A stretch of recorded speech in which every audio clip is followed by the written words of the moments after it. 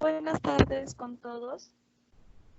Bienvenidos al webinar sobre biodiversidad regional de Piura.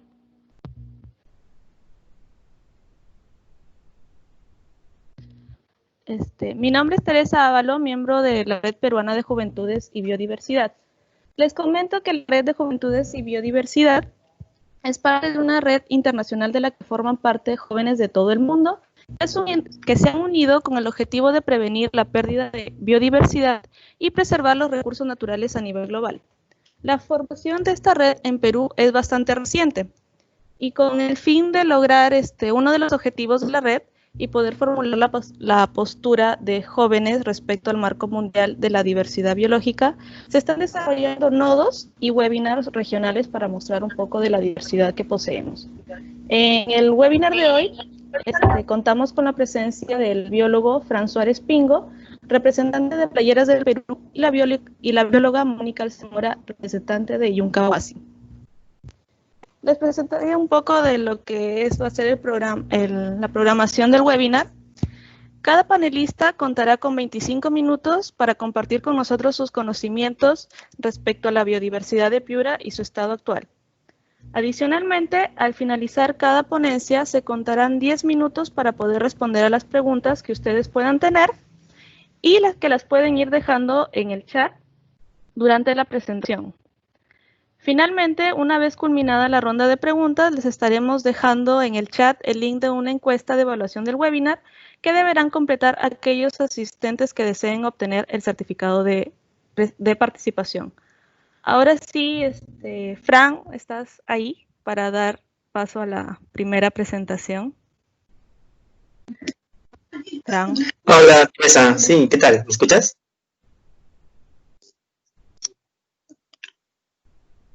Sí, se escucha claro. Gracias por estar aquí y bueno, te damos paso a la primera exposición.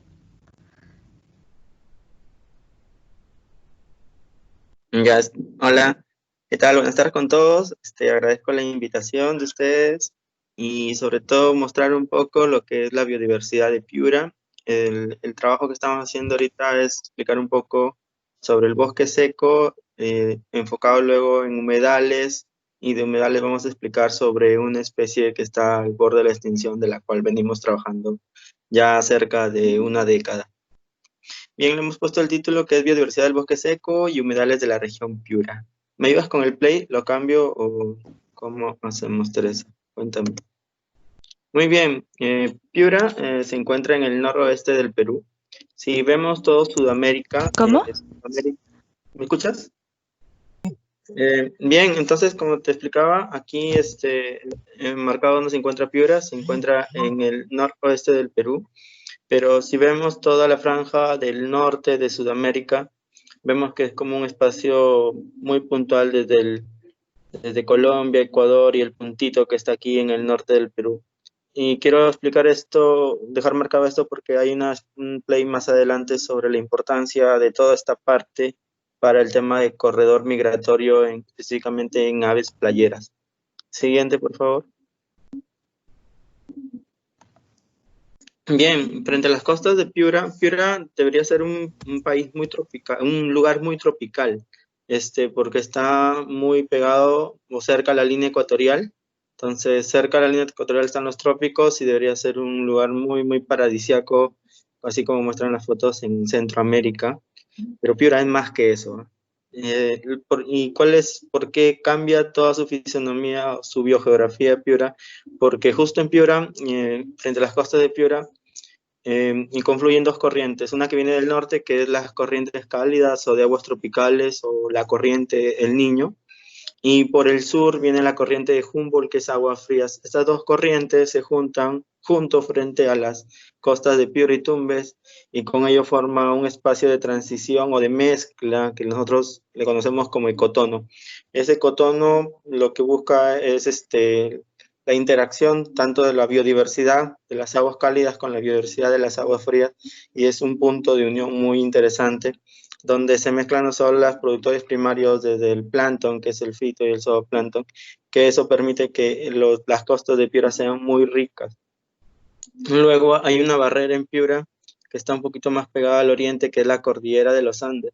Entonces vamos viendo que esa cordillera es como un espacio de un cerco que permite que cambien los climas en ciertos lados de Piura.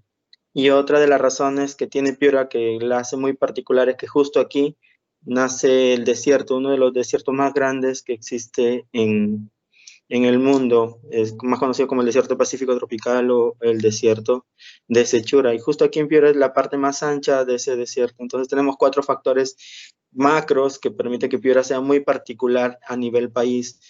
Como le digo, su cercanía a la línea ecuatorial, la mezcla de aguas dulces, de aguas cálidas con aguas frías, la cordillera de los Andes y el inicio del desierto del Pacífico tropical. Siguiente, por favor. Bueno, ¿qué es el bosque seco? El bosque seco es una característica de todos es un bosque en particular, los bosques se clasifican también, y una de las cosas particulares que tiene es que el bosque seco se debe a las precipitaciones que hay. Las precipitaciones son mínimas aquí y, sin embargo, con esas precipitaciones mínimas, las plantas sí logran desarrollar todo su proceso ecológico, pero ese proceso ecológico se ve muy influenciado por el clima que hay acá.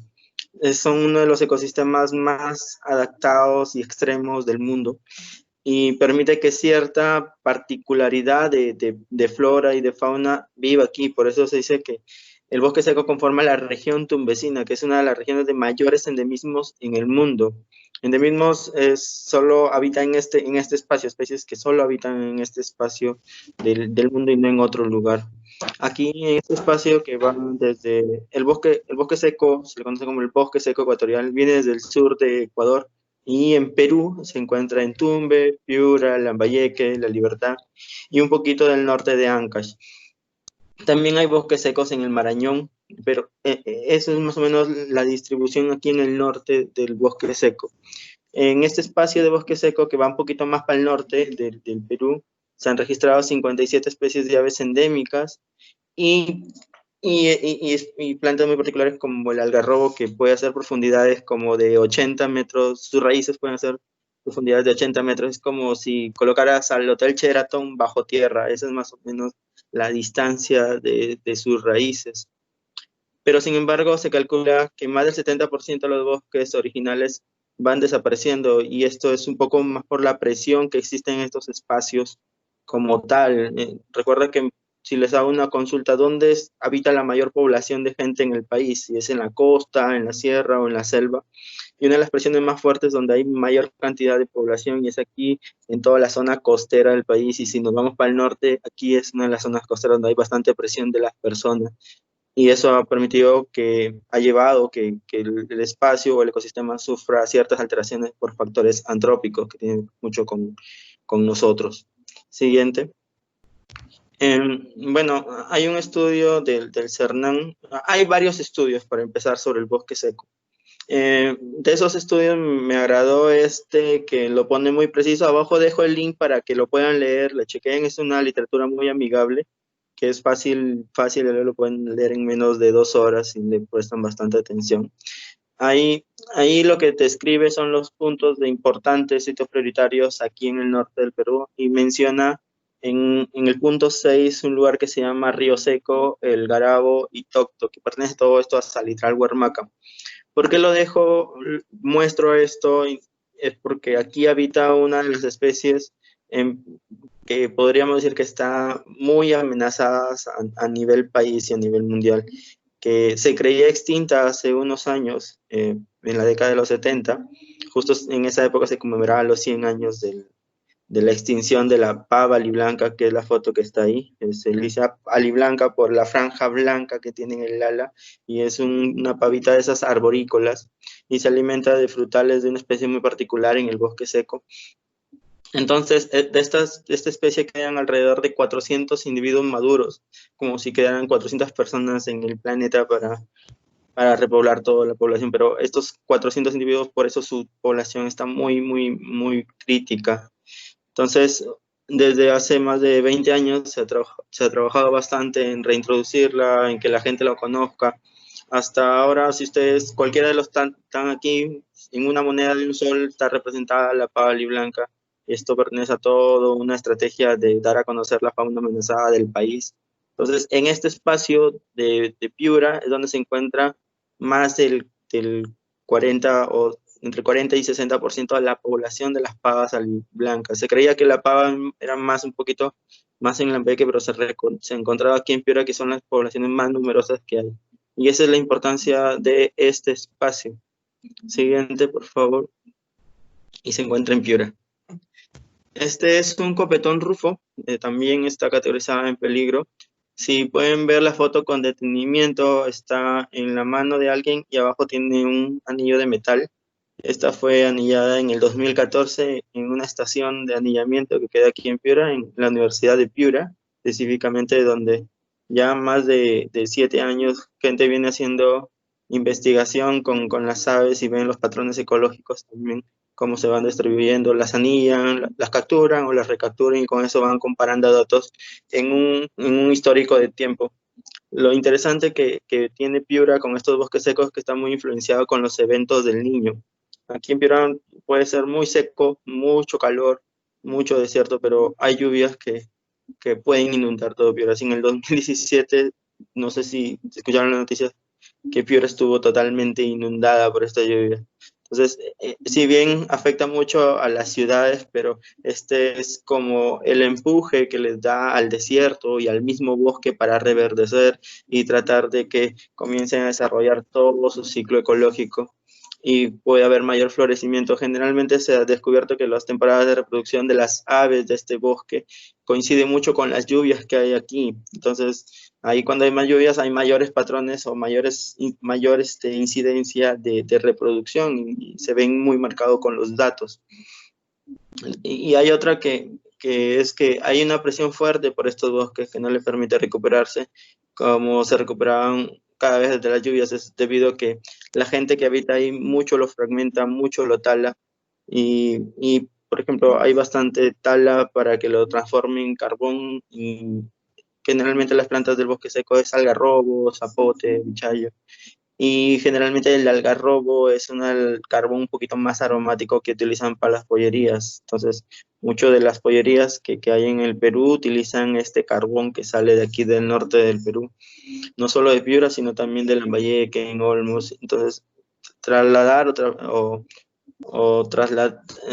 distribuir carbón o leña de algarrobo está penado y eso deberíamos tenerlo claro. Y todo va dentro de una cadena, ¿no? Desde que inicia la tala, de cómo se procesa, cómo se consume y cómo llega hacia nosotros, que nosotros también tenemos alguna presión indirecta sobre eso.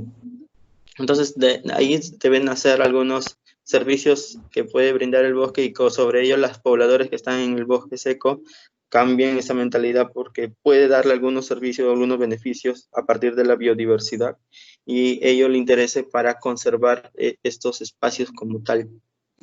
Siguiente. Solo para culminar con el tema del bosque seco, aquí en Piura, justamente, bueno, yo soy del Bajo Piura, que es la Unión.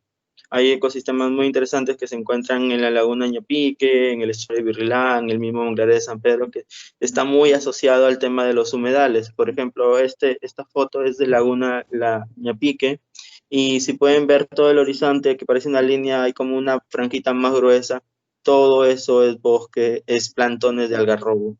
Entonces, cuando hay lluvias, en Piura existe un río, que es el río Piura, y desemboca justo en estas lagunas, y ahí se forman los humedales. El concepto general de humedales necesita de 3 elementos: necesita un espacio, necesita agua y necesita el tiempo. Porque no siempre pueden estar llenos, pueden estar llenos constantemente o pueden ser estacionables. Pero el espacio y el agua es vital para ambos, y eso permite que los espacios alrededor genere un bosque aledaño, y este bosque aledaño justo aquí en Piura tiene que ver mucho con el bosque seco ecuatorial. Siguiente, por favor. Esta es una gráfica que me muestra que en toda la costa del Perú hay alrededor de 92 humedales costeros, y de esos 9 tienen algún carácter de protección, por ejemplo, pantanos de Villa, la Reserva Nacional de Paraca, lagunas de Mejía, y un poquito más al norte, manglares de Tumbes, y el caso que voy a explicar es un poco los humedales de Sechura, que son 5 en realidad. Son 3 tipos de humedales diferentes, clasificados, por ejemplo, en manglares, que están los manglares de San Pedro y Chuyillachi, están las lagunas, que son la laguna Ñapique y La Niña, y está uno de los estuarios más grandes del país, que es el estuario de Birrilá. Siguiente. Esta es una foto que me puede mostrar los humedales de Piura como tal. Puede ser una pausa. Podemos ir ahorita y no encuentran nada de cantidad de aves, pero en cierta temporada pueden llegar más de 50.000 gaviotas de Franklin, más de 10.000 peligritos migratorios, más de 15.000 flamencos. Entonces esto es un lugar muy particular en cierta temporada del año, y si no existieran estos espacios donde estuvieran estas especies como tal. Y si ven la gráfica del mapa, si todos están mirando hacia el mapita, vean hacia su lado derecho superior, donde hay una línea azul que llega hacia un espacio de agua que se vendría a ser la laguna Ñepique. Toda esa línea grande que viene desde la parte superior, ese vendría a ser el río Piura, y justo desemboca ahí en la laguna Ñepique. Cuando hay fuertes lluvias, toda esa parte blanca que está ahí se llena de agua y forma la laguna La Niña, y en eventos muy fuertes como Niño se conecta con el espacio azul que está abajo, que parecen como dos cachitos así. Ese es el estuario de Virrelá, formando uno de los complejos de humedales más importantes en Sudamérica. Entonces, todo este espacio es temporal y permite que la vida vuelva a resurgir. Siguiente, por favor. Esto es lo que les explicaba. Sí, te leo. Termino y te sigo viendo. Por ejemplo, aquí se encuentran los manglares, los manglares es un tipo de humedal que se caracteriza por tener unas plantas que se llaman mangles.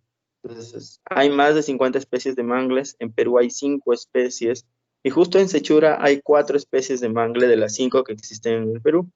Y específicamente en este lugar donde la foto, que es Manglares de San Pedro, existen 2 especies de mangles muy conspicuos, que es el mangle blanco y el mangle negro, y hay un brotecito de un mangle rojo, que es algo muy, muy puntual. Entonces, este espacio junto a Chuyillachi y un brotecito que hay en la zona reservada de Yesca forma el límite de los manglares en todo el límite de Sudamérica o todo el Pacífico Occidental. Siguiente. Eso que lo explicaba, por ejemplo, aquí en Virrilás, es una foto en estuario de Virrilás, forma una de las bandadas más numerosas de flamencos en la costa peruana, y hace poquito unos amigos han publicado la reproducción de flamencos aquí en el desierto, justo llegando a la laguna La Niña, donde han evidenciado los nidos, los huevos, los polluelos de los flamencos, y lo convierten en el sitio más norteño, más septentrional de reproducción de flamenco, en este caso, que es el Phanicopterus chilensis, aquí en Piura. Siguiente. Notan esa foto, pueden ver en la patita como una banderita. Es una banderita color media verdecita, media jade, así como la pared que está atrás mío de color. Entonces, lo que se hace es atrapar estas aves, se les una captura por 2 metodologías, pueden ser por redes de niebla o por redes de cañón, y se les coloca una banderita. Esa banderita tiene un código que es alfanumérico. Tiene 2 números y una letra, y lo que permite es como un DNI. Ese DNI le permite identificarla en cualquier parte que sea observada. Y además tiene una coloración, y la coloración representa el país donde fue capturada y anillada y bandereada. Esta besita, un calidri salva o un sanderling, en Norteamérica, y esta ha sido su primera observación, por lo menos en Piura, en el norte del Perú, y me hace ver que estas aves migran largas distancias. Se ha evidenciado que de estas aves pueden migrar más de 30.000 kilómetros en un año, que migran desde el norte, desde Canadá, Alaska, y se van hasta la Patagonia en Argentina y luego regresan. Pueden venirse por todo el Pacífico, pueden irse por todo el Atlántico, o puede irse del Pacífico al Atlántico o del Atlántico al Pacífico. Entonces esta fue vista en la zona reservada de Illescas el año pasado, parte del Censo Internacional de Aves Playeras, sobre las variaciones en temas de cambio climático y tratar de acercarlas un poco a la comunidad para conservar los espacios. Como les dije, no es que las aves estén todo el año ahí. Como son puntos de migración, entonces es importante conservarlas durante un espacio, durante todo el tiempo, porque llega a un punto específico en todo el año y tienen que llegar a alimentarse y a refugiarse. Y existe mucha presión. Sucede que en Centroamérica se han construido bastante tema de acuicultura, donde antes eran las costas donde llega a alimentarse, o en Norteamérica, y lo que les explicaba, hay tres especies, tres tipos de ecosistemas, perdón, que encontramos: un tipo de lagunas, un tipo de estuario, un tipo de manglares.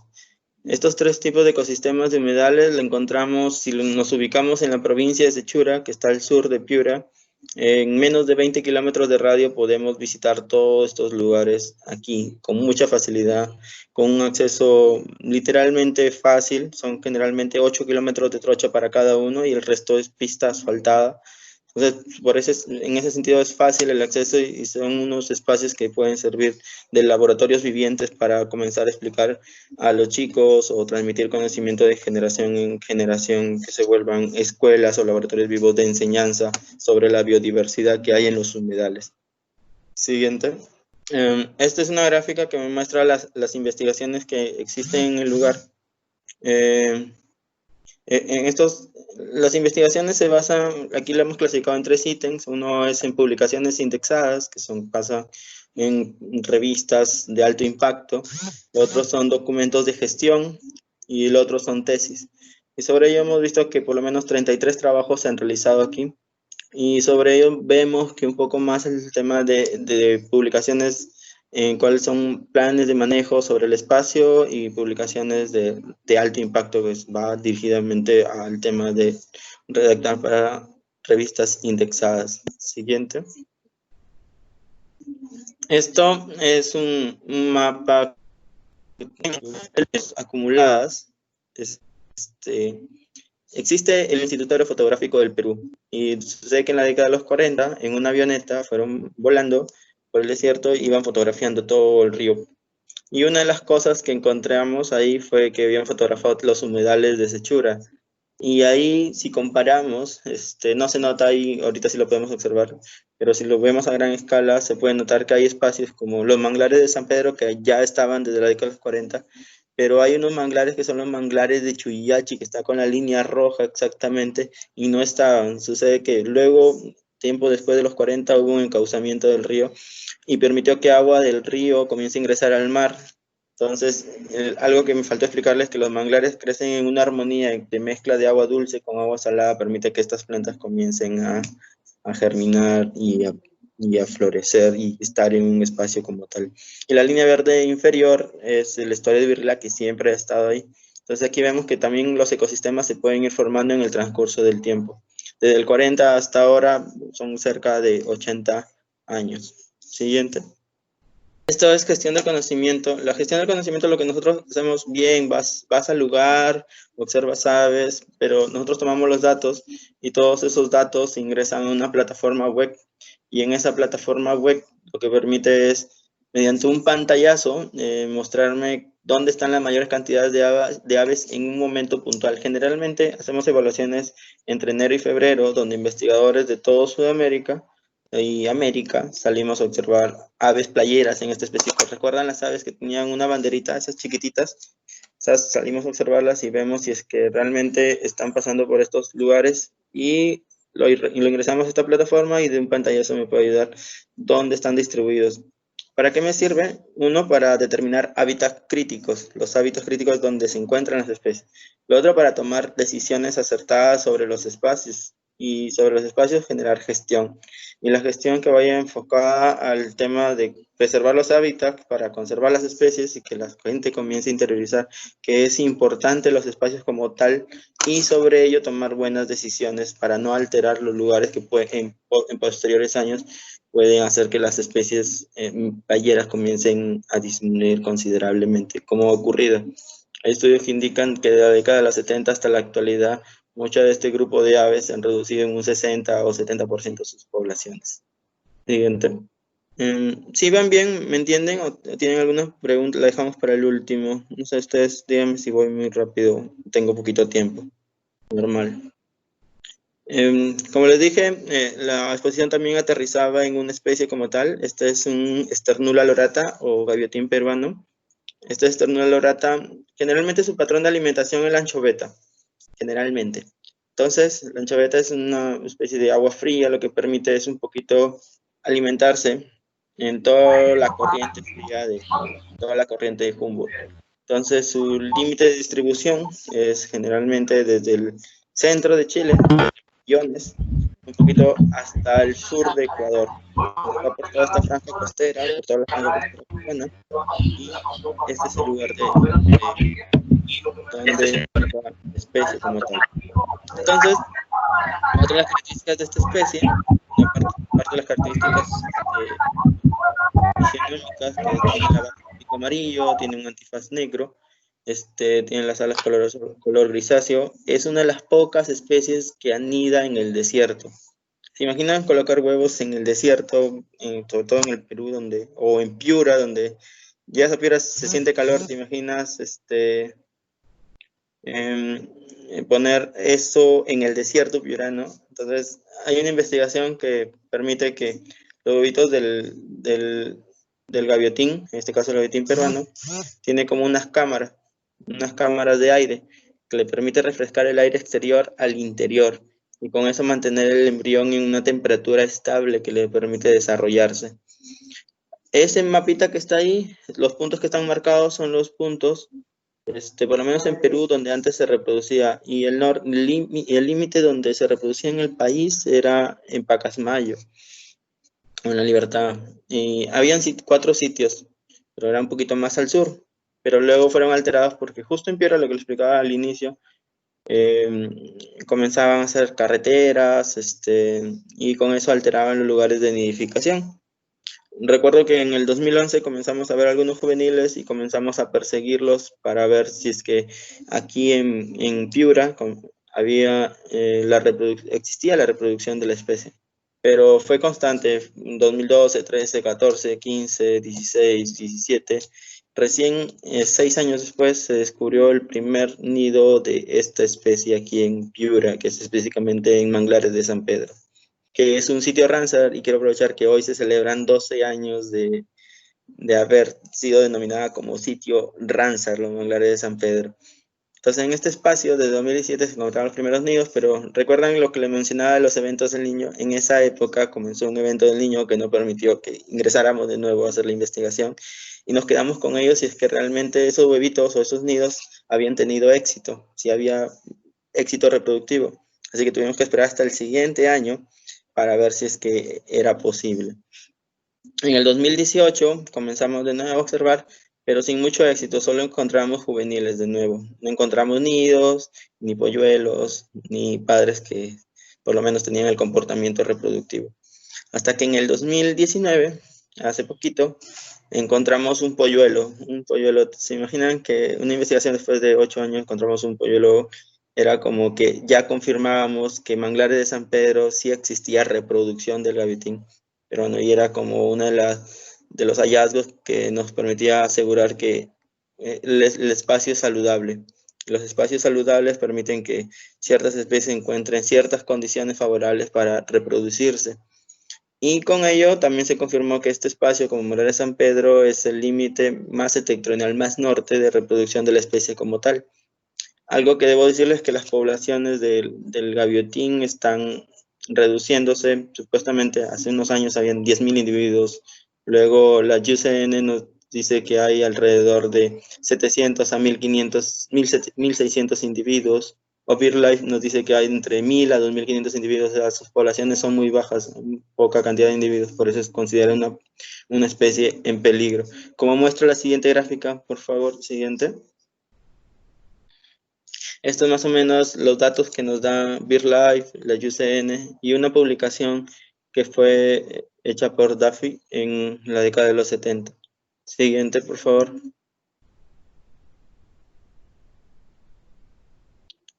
Es un poco la metodología. Ya les expliqué cómo lo que hacíamos era una búsqueda por radar. Esto les dije que se reproduce en el desierto. Entonces, este es el desierto como tal, en una temporada de lluvia, por eso ven cierto verdor alrededor. Y así están los huevos, son crípticos. Crípticos viene de criptos, que es oculto. Entonces, se camuflan con la tierra, son algo jaspeaditos y son casi puestos en la intemperie. Pueden haber entre 1, 2 o 3 huevitos en este espacio. Siguiente, por favor. ¿Se acuerdan cuando les dije que habíamos encontrado algunos juveniles? Así los encontramos y era como que los padres estaban que les daban, y así los encontrábamos, pero nunca habíamos evidenciado si es que realmente se estaba reproduciendo en el lugar. Siguiente.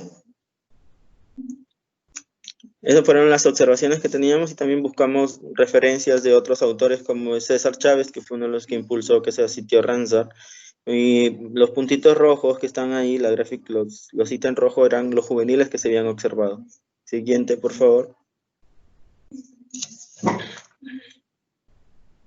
Y así, más o menos lo que colocamos ahí fue algunos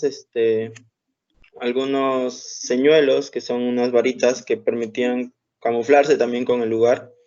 Y con ello ya no solo nos acercábamos al sitio, sino desde un telescopio o unos binoculares comenzamos a observarlo a la distancia para no alterar los sitios donde estaban nidificando. Siguiente. Y sí, encontramos nidos asociados a vegetación. Siguiente, por favor. Y así nidos también asociados a restos calcáreos, a la intemperie. Y también colocamos un termómetro que le permitíamos medir la temperatura en las mañanas, en las tardes y en la noche, y así encontrar una gráfica de fluctuación de temperatura. Siguiente. Esto es samasa, como decía, a veces generalmente se alimentaba en chaveta. Es un pescadito muy pequeñito que se llama samasa. Y ese es uno de los principales. Ahí nomás que eclosionan, comienzan a corretear rápidamente.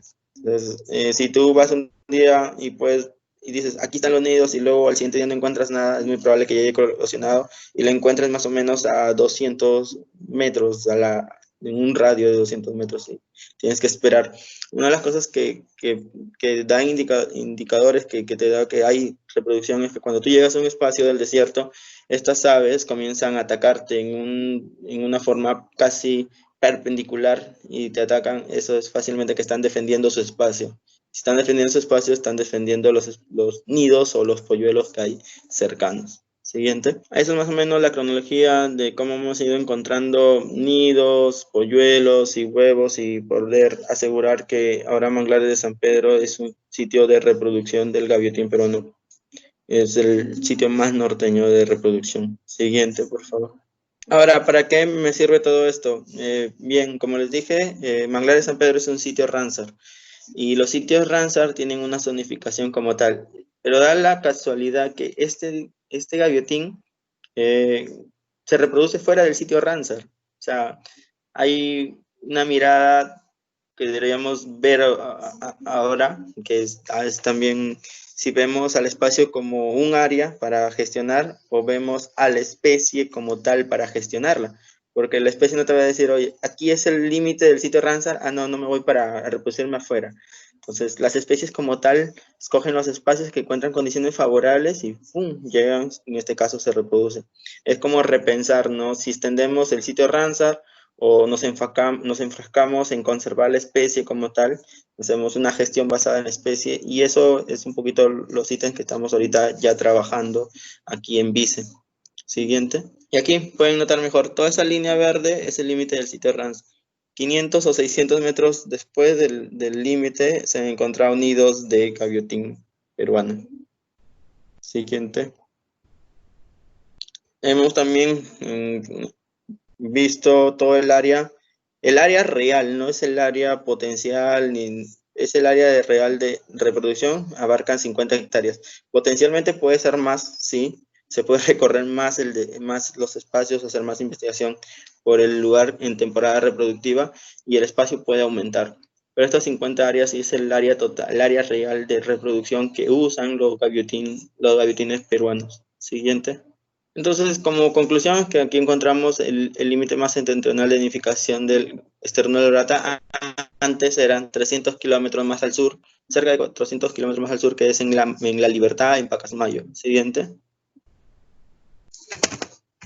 Ese era un videito, pero como les pasaba el PDF, ya lo pasamos. Siguiente, por favor. Este es el polluelo, así lo hemos encontrado aquí en San Pedro. Si pueden ver la foto anterior, la anterior ya es otro tipo de plumaje, es como que le salen cañones, comienzan a mudar. Entonces su plumaje es muy característico según su etapa de crecimiento. Siguiente, por favor.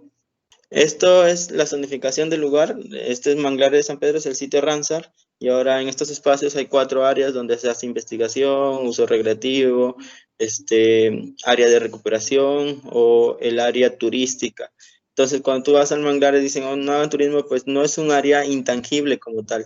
Es un área pensada en gestionarla bien y aprovecharla sosteniblemente.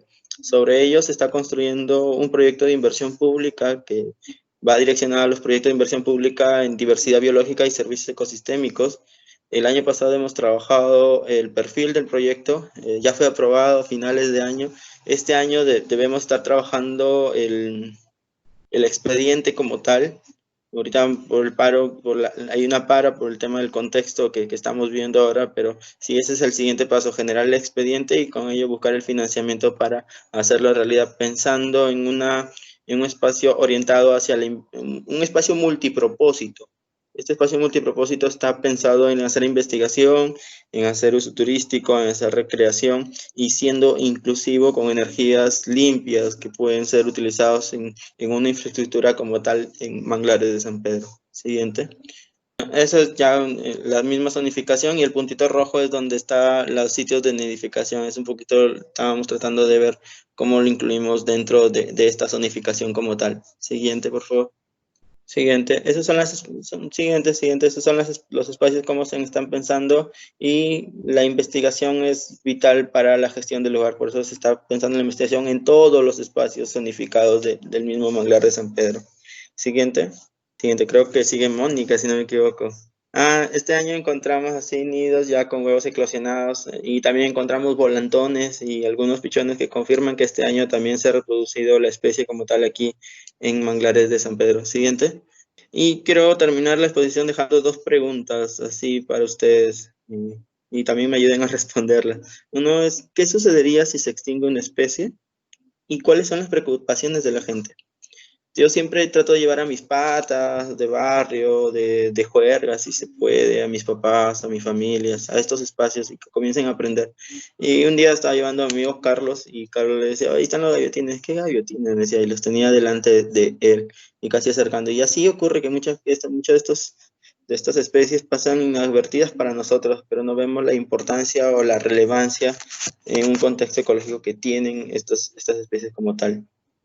Y esas serían las 2 preguntas que dejo así como para que nos resuene un poco. Y el año pasado hemos empezado a construir el Plan Binacional para la Conservación del Gaviotín Sternula dorata. No he puesto gaviotín peruano porque también está en Chile y en Chile le dicen gaviotín chirrío. Entonces hemos generado ya solo la especie como tal. Y ya se hizo la primera reunión en la cual se ha pensado la primera parte del Plan Binacional orientado en un horizonte de tiempo al 2025 y vamos a ver qué tal nos va en pensar actuar ya en políticas públicas así a nivel binacional. Y aquí los invito a ustedes para que comiencen también a brindar sus aportes sobre tal y cómo podemos gestionar la especie que es de interés así nacional. Siguiente, por favor. Esto se hace en Chile, no sé si hay un libro que explica sobre la gestión que se llama El Triángulo de Sábato, que busca la articulación entre el sector público, privado, académico o comunitario, si gustan. Entonces, si logramos intercalar esos 3 espacios como tal, podemos hacer una buena gestión. Y justo en Chile existe la Fundación de la Sustentabilidad del Gaviotín Chico, donde los espacios de nidificación de este gaviotín caían en concesiones de cobre en 9 empresas todavía. Y lo que hicieron estas 9 empresas, reservar ese espacio como tal y dar un bono solidario para la conservación de la especie. Y así en Chile hacen una investigación así ya más de una década sobre el gaviotín, desde censos, evaluaciones de huevos, temas de difusión, de educación ambiental, que está muy enfocado en la especie como tal. Eso es algo muy, muy interesante que se podría peruanizar y hacerlo aquí en nuestro país. Siguiente. Bueno, esto no soy solo, hay bastantes instituciones detrás de ellos, está como CFI, Naturaleza y Cultura, la municipalidad es también de Vice, de Sechura, que son las municipalidades más próximas al lugar que estamos investigando. Siguiente. Y hay un equipo, ahí también está Marco, Teresa, que están parte de aquí mismo, Nilson, o Carlos Llovera y William, que es un biólogo también colega aquí que vimos cerquita y tratamos de hacer investigación en el lugar. Siguiente. Las fotos también tienen sus créditos, aquí están que es de Alex, Yuri, Fernando, Gonzalo y algunas mías. Siguiente, por favor. Y gracias, cualquier cosa, ahí tienen mi correo, tienen mi número telefónico y mi Facebook si gustan. A mí me gusta mucho publicar en redes sobre especies que están así en peligro, en un grado de amenaza y tratar de difundir constantemente sobre la biodiversidad que tenemos. Así que un gusto y gracias, espero no haberlos cansado tanto. Gracias, Fran, a nombre del Nodo Piura y también de la Red Peruana de Juventudes y Biodiversidad, que más que todo es para que la red está en camino a un proceso de consulta a nivel nacional y es importante conocer un poco de la biodiversidad que tenemos y así también poder llevar la voz de los jóvenes al convenio de la diversidad biológica. Bueno, te invito a que respondas algunas preguntas que han dejado en el chat. Uh-huh. La primera pregunta dice, ¿qué investigaciones y acciones se están implementando en humedales respecto al cambio climático? Bien, lo más cercano que hay en temas de cambio climático aquí en estos humedales que está explicando es en manglares de Chuyiachi. En manglares de Chuyiachi se hicieron como unas parcelas demostrativas que permitía ver en un espacio como tal la reproducción de vegetación más enfocada en manglares. Entonces, eso sí, como un poco de las investigaciones específicamente en flora y en cuanto a fauna, específicamente en aves playeras. En aves playeras lo que les explicaba, el año pasado se hizo el Censo Internacional de Aves Playeras, pero este censo se viene realizando desde el 2010, entonces tenemos datos de 2010, luego 4 años después que fue en el 2014, 5 años después que es en el 2019, y permite más o menos tener una data en la cual hemos tomado no solo cantidad de individuos o de especies, sino también factores climáticos y alteraciones de hábitat que permite conocer en unos próximos, sistematizando esta información, que es una de las cosas que tenemos que hacer este año, en ver si hay alguna fluctuación orientada también al tema de cambio climático. Es un poquito más lo que estamos haciendo aquí en Sechura con respecto a esa pregunta. ¿Sí? ¿Quedó claro? No sé si tienen algo más. Sí, gracias. Creo que van a pasar a la siguiente pregunta. Ya. Sí. Acá preguntan, ¿cuáles son los beneficios que generan los humedales para mitigar el cambio climático? Bien, en este caso, los manglares se considera como el carbón azul de carbono, si ven constantemente una parte de captura de carbono como tal. Entonces, ellos sí se está tratando, se ha realizado en turberas, que también es un ecosistema propio de humedales, del concepto mayor, y si vamos a humedales como manglares, eso sí llevaría a un tema de investigación propiamente de cuánto capturan de carbono en tema de sedimentos, más que de captación de carbono aquí en estos humedales, específicamente en Sechura, pero sí he visto que en turberas están haciendo bastante investigación sobre captura de carbono en humedales. Genial, gracias. Y la última, bueno, la que han escrito hasta el momento, dice, ¿qué amenazas sufre el estuario de Birrilá? Recuerdo que existen proyectos de extracción de calcáreos. ¿Cómo afecta esta actividad? De calcáreos, dicen, ¿no? Uh-huh. ¿De qué dijo? ¿Extracción de qué? Sí, extracción de calcáreos. De calcáreos, ¿no? Bien, el estuario de Birrilá como tal sí ha tenido ciertas amenazas, así si vemos en el horizonte del tiempo, desde un poco la matanza de fauna. Recuerdo que en el 2013 mataban tortugas por doquier, era como que la gente tiene ciertos mitos, que la sangre de tortuga te cura el asma, que la carne rica tiene diferentes sabores, y eso hace presión sobre la fauna que hay ahí. Entonces, y sobre los calcáreos, bueno, no tengo algo muy específico que ocurra ahí, o será extracción de material no metálico, ¿no? Como diatomita, me imagino. No sé. Lo que sí hubo, y justo de aquí Mónica es una de las gestoras de ello, es que habían concesiones de materiales no metálicos aquí, justo en Birrilá. Entonces, era una empresa que se llama Pacasmayo, y Pacasmayo lo que se le trató fue invitarlo para que conozca el lugar, para que vea la importancia del sitio. Y lo que hicieron ellos en un tiempo con una decisión de cualquier entidad responsable o del sector privado, es ceder este espacio para que el estuario del Birrilá sea un área de conservación, o tenga una modalidad de conservación. Y lo que se logró con eso es que con ceder ese espacio, que se genere el área de conservación ambiental estuario de Birrilá, que eso fue en el 2014, si no me equivoco. Y este modelo es una figura de un modelo de conservación muy particular que está a cargo del municipio. Y ahora ya cuenta con guardaparques voluntarios, un comité de gestión, donde más de 14.000 hectáreas están siendo gestionadas. El año pasado se generó un plan de gestión.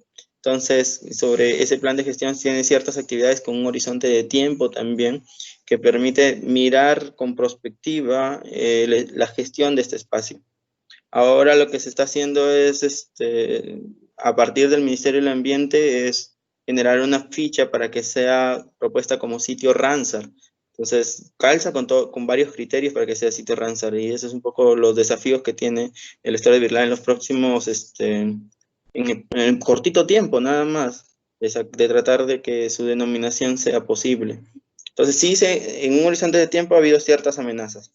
Y sí hay amenazas cercanas, pero son distantes, pero ya hay un espacio que está delimitado, y ese espacio como delimitado como tal está siendo pensado para ser gestionado adecuadamente y pensando en la conservación y aprovechamiento sostenible de sus recursos, que es un poco el core de cuando se busca gestionar espacios naturales. Eso. Genial. Muchas gracias, Fran, tanto por tu exposición y por responder las preguntas y compartirnos también parte de tu conocimiento. Ahora, Listo, bueno, ustedes. ya, Nos vemos. gracias. Ya. Bien, ahora damos pase a la segunda exposición, que está a cargo de la bióloga Mónica Zamora, representante de Yuncahuasi. Mónica, ¿estás ahí? Hola, ¿cómo están? ¿Me escuchas? Hola, Mónica. Sí, se te escucha bien. ¿Qué tal, chicos? ¿Qué tal? Bueno, buenas tardes. Gracias por la invitación. Bueno, gracias por acompañarnos y damos pase a tu exposición. Sí, voy a compartir acá la pantalla. Bueno, mientras va cargando, primero felicitar por la iniciativa que están teniendo como juventud liderando estos temas de biodiversidad. Creo que es bastante importante que podamos tener este recambio generacional cada cierto tiempo, y que existan nuevas personas que empiecen a liderar procesos como estos, ¿no? Así que mi saludo por eso. Y voy a saludar a Fran, que es colega, amigo y compañero de trabajo de muchos años, y que también hemos compartido varios espacios de trabajo, tanto en bosques secos como en humedales, ¿no? Y bueno, lo que yo hoy día voy a presentarles está vinculado más a un ecosistema que es vecino de los bosques secos, vecino de los humedales, que es el ecosistema del mar Pacífico tropical peruano, que es un ecosistema marino que se ubica al norte del país, específicamente frente a las costas de Piura y una parte de Tumbes. Y sobre este ecosistema, no me considero un especialista en biodiversidad marina, no lo soy, pero sí he trabajado mucho en tema de gestión de recursos y de espacios naturales para promover su conservación.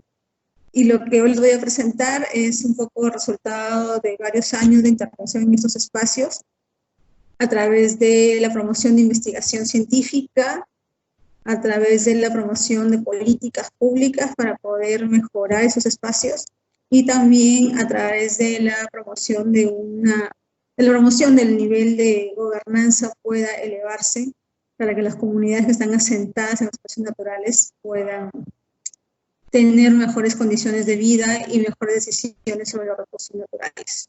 Como les comentaba inicialmente, la biodiversidad en el Pacífico tropical peruano es una biodiversidad que es un espacio geográfico que se ubica en el norte del país, y la biodiversidad de este espacio en realidad es poco conocida.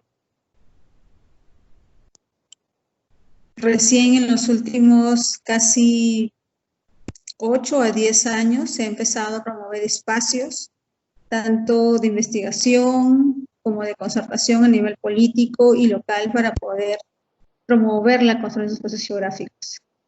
Entonces, lo que les muestro en la segunda lámina está vinculado básicamente a lo que sucede a nivel mundial, que son espacios conocidos como zonas de afloramiento. ¿Y por qué les pongo esto? Porque quiero que tengamos un contexto mundial de cómo en el planeta hay espacios que son claves, territorios son importantes para estos son afloramientos, son zonas donde hay una remoción continua de...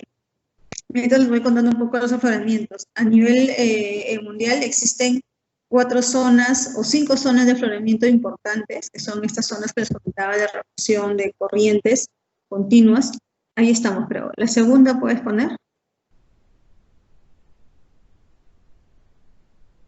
Y en estos espacios, justamente las costas pacíficas, la costa peruana y un poquito de la parte del norte de Chile, tiene esta característica, esta condición. Eso lo hace un mar inmensamente rico, con una abundante biodiversidad y sobre todo productividad. La cantidad de fitoplancton, que es la línea base de la cadena trófica en este ecosistema, es crítica, es importante, y eso permite que nuestro mar sea uno de los mares más importantes en productividad a nivel mundial. La que sigue, por favor. Ok. Y lo que quiero mostrarles acá ya es un poco llegando o cambiando la escala hacia el territorio pacífico, hacia la zona de América. Si pueden ver aquí, así como en el continente tenemos regiones biogeográficas y tenemos dividido el territorio en diferentes espacios según las condiciones, ya sean edafológicas, climáticas, etc. En el caso marino también sucede lo mismo, ¿no? Y algo que es muy particular y que también Fran lo mencionó, justamente es la ubicación privilegiada que tiene esta región. Y nuestra región no solo está ubicado cerca de la línea ecuatorial, que es una condición clave para hacer un trópico, además de tener el paso más bajo de la cordillera andina, que eso hace que tengamos una influencia amazónica muy importante en nuestra flora, en nuestra fauna, es que también estamos frente al encuentro de 2 provincias geográficas importantes, que es la provincia panámica, o conocida también como el Pacífico Oriental Tropical, y la provincia peruana, también conocida como el Pacífico Sur Oriental Templado. Y en términos de corrientes marinas, estamos hablando del encuentro también que se da en este espacio geográfico de la corriente cálida, o corriente del Niño, y la corriente fría, o corriente de Humboldt. Entonces, esta confluencia, esta ubicación, hace que justamente nuestra región, no solo en términos continentales, sino marinos, sea una de las más importantes. En la siguiente lámina podemos ver ya la costa de Piura. La siguiente lámina, por favor. Y justamente ahí podemos ver que hay una zona de transición entre la bahía de Sechura y lo que es la bahía de Talara, y donde aquí hay una confluencia importante de recursos. Hay una biodiversidad propia del trópico que viene con la corriente cálida, y también hay una alta productividad propia de la corriente fría o de Humboldt. Entonces, eso hace que este mar sea excepcional. Podemos avanzar a la cuarta lámina. Entonces, esta ubicación, como les comentaba, privilegiada que tiene la región Piura, hace que realmente tengamos mucho que decir en nuestra región de biodiversidad. Es por eso que, a raíz de todas estas condiciones que tiene el país, y si avanzamos a la quinta estaría genial, tenemos que ya el Perú como país tiene una visión de conservación y tiene 2 aspectos o 3 aspectos fundamentales, que son los compromisos que hemos asumido frente a las convenciones, en este caso de biodiversidad. Una, por ejemplo, es que al 2021 nuestra deforestación debe ser 0. Lamentablemente no estamos tan cerca de esto, pero son los compromisos que el Perú asumió en la COP20 ya hace algunos años. Luego hemos comprometido también una conservación y un manejo efectivo de más del 17% de superficie terrestre del país, Ahí estamos bien, tenemos una bonita estrella porque el Perú ya supera esta condición. Casi el 10% del territorio peruano está bajo alguna modalidad de conservación, ya sea un ARP, un área de conservación regional o privada, ¿no? Y el último compromiso, que es un compromiso en el cual sí todavía tenemos mucha deuda, es justamente proteger la superficie marina, territorio marino. El Perú se ha comprometido que al 2021 el 10% del territorio marino ya debería estar conservado. Actualmente no cubrimos ni siquiera el 1% del territorio marino bajo alguna modalidad de conservación. Tenemos algunas pequeñas franjas frente a Paracas, frente a la zona nacional de San Fernando, en este sistema de islas y puntas que cubre todas las islas que están alrededor de la corriente de Humboldt, desde la zona de Lambayeque hacia el sur. Y con todos esos territorios estamos todavía por debajo de lo que el Perú como firmante del Convenio de Diversidad Biológica se ha comprometido. Entonces, en ese contexto, ya en los siguientes años, a partir del 2010 aproximadamente, diferentes iniciativas lideradas por el gobierno regional de Piura, y es algo que debemos saludar, cuando hay decisión política de un gobierno, se pueden hacer cosas muy importantes. Entonces, el gobierno regional de Piura, en alianza con la Universidad Nacional de Piura, también con la ONG Naturaleza y Cultura Internacional, en ese momento empezaron a sacar adelante un proceso largo, que todavía tiene mucho trabajo pendiente, para fomentar la conservación de los espacios marinos. Y es así que primero se inició tratando de reconocer a Isla Fox como un espacio importante, es la última isla al norte de nuestro país, y es el centro geográfico de este encuentro de corrientes marinas. Se empezó también a promover espacios de investigación junto con la Universidad Cayetano Heredia, con Yuri Puquera a la cabeza, para poder realizar inventarios, evaluación de biodiversidad submarina en el norte del Perú, específicamente en la región de Yuri-Tumbes, para conocer más de ese ecosistema pacífico tropical peruano. Se hizo el primer esfuerzo entre el gobierno regional de Piura, Naturaleza y Cultura y Profonampe de documentar los sitios prioritarios para la conservación en la región, lo que se tradujo en un libro en el cual yo soy coautora junto a Alex Mori y Pablo Villegas, y pudimos identificar los sitios prioritarios para Piura, y fue en esta primera iniciativa que se empezó a contemplar también o a mirar los espacios marinos, ¿no?, que antes no eran vistos. Y este tema del estudio de la biodiversidad marina termina acompañado por un componente social importante, que es la pesca artesanal. Nosotros como región somos uno de los principales productores de pesca para consumo humano directo, y esto implica que la actividad pesquera artesanal sea una de las aristas, de las matrices a considerar para cualquier uso de conservación marina en el país. Los resultados de las investigaciones, y ojalá que estén viendo la lámina 10, nos muestra, por ejemplo, que entre los órganos y Cabo Blanco se han identificado aproximadamente 140 especies de moluscos, casi 60 especies de crustáceos, hay más de 150 especies de peces que están asociados a los arrecifes rocosos que están en la costa piurana. Y todas esas investigaciones, o las imágenes que están viendo ahí, es un trabajo que se realizó con el asesoramiento técnico y científico de Yuri Puquera, quien lideraba esas investigaciones, y lo que nos da una muestra de todo lo que existe por debajo del mar en Piura, ¿no? Toda la biodiversidad, esos bosques de arrecifes que ven aquí están frente a nuestra costa, frente a la Islilla, frente a Cabo Blanco, frente a los órganos, frente al Ñuro. Entonces son condiciones muy importantes de biodiversidad que todavía están pendientes de ser trabajadas, ¿no? La siguiente lámina es una lista casi de 50 especies de peces que todavía no se han documentado, si pasas a la lámina 11. Y aquí también hay todavía mucho trabajo por hacer para poder documentar toda la biodiversidad marina que existe en esta región. La siguiente lámina. Igualmente con el tema de los lamorranquios y con unos piurios también tenemos una lista todavía por describir de especies nuevas para la ciencia. Y algo que les comenté al inicio y que para nosotros también ha sido bastante importante de documentar y de incluir, no solamente la biodiversidad, sino también la productividad. Y si nos vamos a la lámina 13, por favor, podemos ver que, por ejemplo, casi el 60% de la producción pesquera artesanal que sale de esta región es lo que sostiene el consumo humano directo.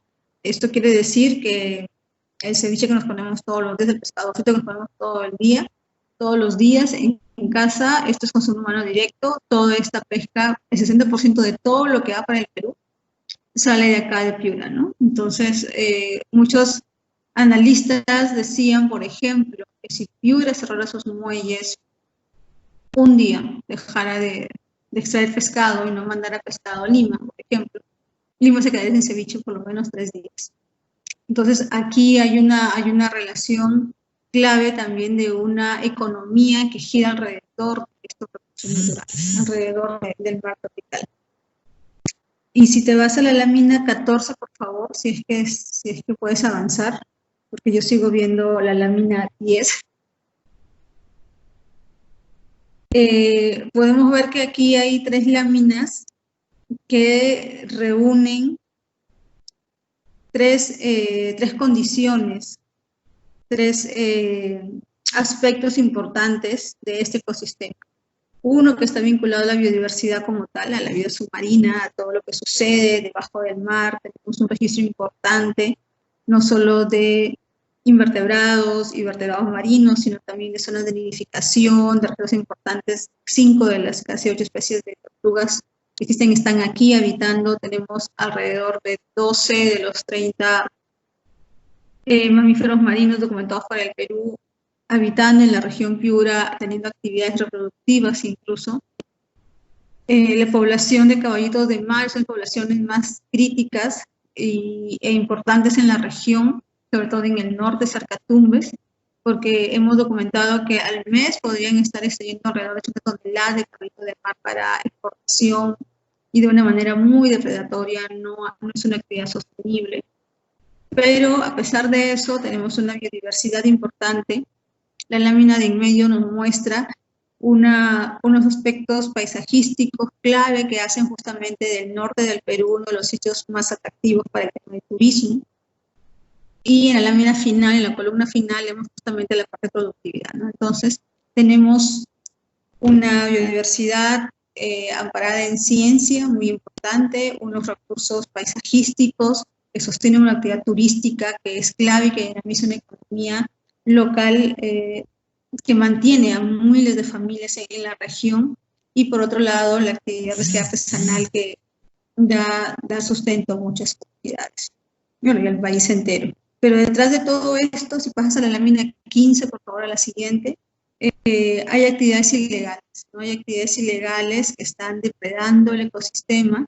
Yo estoy hablando de la pesca de arrastre y de coche que se da en las primeras 5 millas del litoral, lo cual es ilegal, y que trae consigo desolación, trae consigo pérdida de recursos naturales, depredación. ¿Puedes avanzar a la siguiente, por favor? Y con esto, bueno, son toneladas de recursos marinos que se pierden. Y si vemos la pantalla en la lámina 17, vemos ahí una foto que para mí es bastante dramática.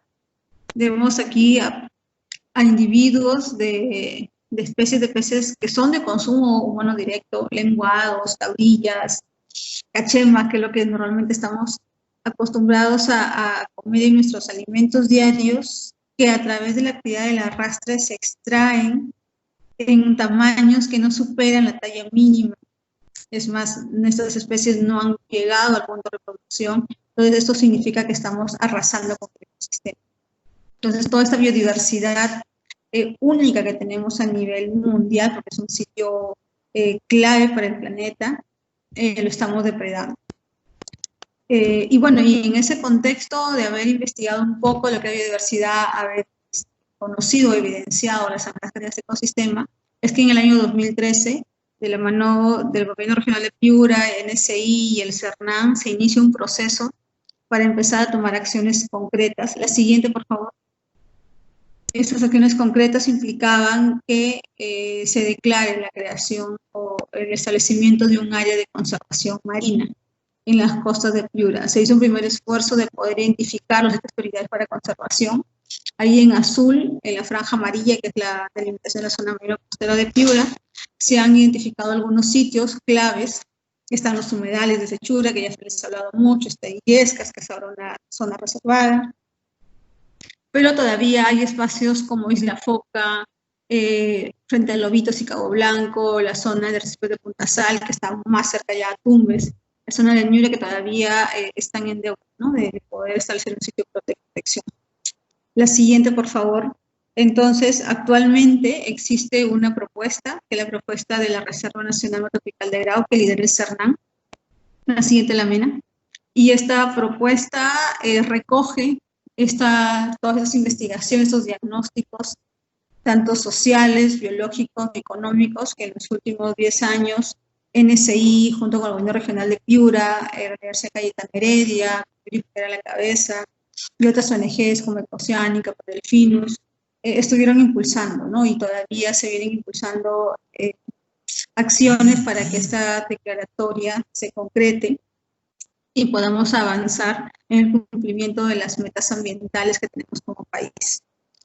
Esta propuesta todavía no ha sido aprobada, está haciendo un trabajo técnico dentro del CERNAN, pero vemos que hay muchas posibilidades, ¿no? Hay mucha voluntad de poder avanzar en este proceso.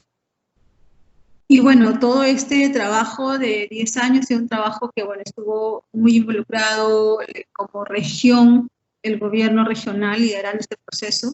Y como les quise decir al inicio, y se lo repito ahora, cuando hay voluntad política y hay líderes locales comprometidos, los procesos pueden dar resultados. Si bien aún no hay un área marina protegida establecida, es muy claro el cambio de actitud y la posición que el gobierno regional y los pescadores artesanales, sobre todo los líderes locales de la costa, han asumido frente a la conservación de sus sitios. La siguiente lámina es una lámina ya despedida, un poco de agradecimiento. Ahora yo trabajo en Yucahuasi, Rainforest, como directora de conservación, pero por muchos años trabajé en NSI, impulsando o ayudando a impulsar este proceso. Así que, nuevamente, el mensaje que quiero dejarles es que desde nos toque estar, creo que tenemos un compromiso importante, clave con nuestra región, con nuestros sistemas naturales, y nos toca asumir ese rol. Creo que este espacio que están generando ustedes ahora también tiene esa misión de poder comunicar, difundir, ayudar a que otras personas se enteren, se informen de lo que existe en Piura, de lo que existe en nuestro país, y que se den cuenta que todavía hay mucho por hacer. Yo les agradezco por el espacio, lamento la parte tecnológica que creo que en un momento se ha fallado, pero saludo la iniciativa que están teniendo ahora. Muchísimas gracias. Gracias, Mónica, por tu exposición, tanto para mostrarnos la parte bonita del Mar Pacífico y los problemas también que hay dentro de ella, ¿no? Muchas gracias por tu tiempo y, bueno, no sé si alguien tenga alguna pregunta que quiera hacerle a Mónica. De todas formas, muchas gracias a los ponentes por haber participado de esta conferencia, por su tiempo y por compartirnos todos sus conocimientos de parte de la Red Peruana de Juventudes y Biodiversidad. También agradecemos a los asistentes que han estado aquí hasta el final. Muchas gracias. Y también los invitamos a que formen parte. Esta es una iniciativa que recién se está formando. Nosotros pertenecemos a lo que es el Nodo Piura.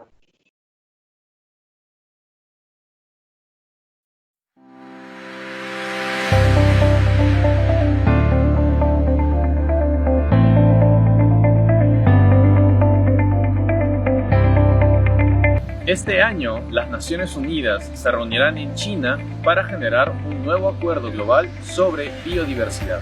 Este acuerdo orientará las acciones de los países para restaurar los ecosistemas, proteger a las especies y prevenir su desaparición. Esta reunión se llevará a cabo en la 15ª Conferencia de las Partes del Convenio sobre Diversidad Biológica, del cual el Perú es parte. El acuerdo es un esfuerzo de los países por trazarse metas más ambiciosas para proteger la biodiversidad y las poblaciones que dependen de ella, en un contexto de emergencia climática e incertidumbre política y económica. El Perú es uno de los países más megadiversos y por ello enfrentamos grandes desafíos. Somos un país con alta vulnerabilidad a la emergencia climática. Enfrentamos constantes procesos de degradación en diversos ecosistemas por el actual modelo económico.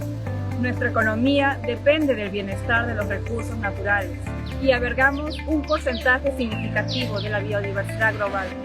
Este nuevo acuerdo tendría un alto impacto en las políticas nacionales y permitiría al Perú mejorar sus acciones en protección de la naturaleza. Las decisiones que se tomen impactarán en nuestro futuro en 5, 10 y 15 años y nuestras generaciones asumirán el liderazgo de sus consecuencias. Y por ello, no debemos esperar hasta ese momento y debemos involucrarnos ya.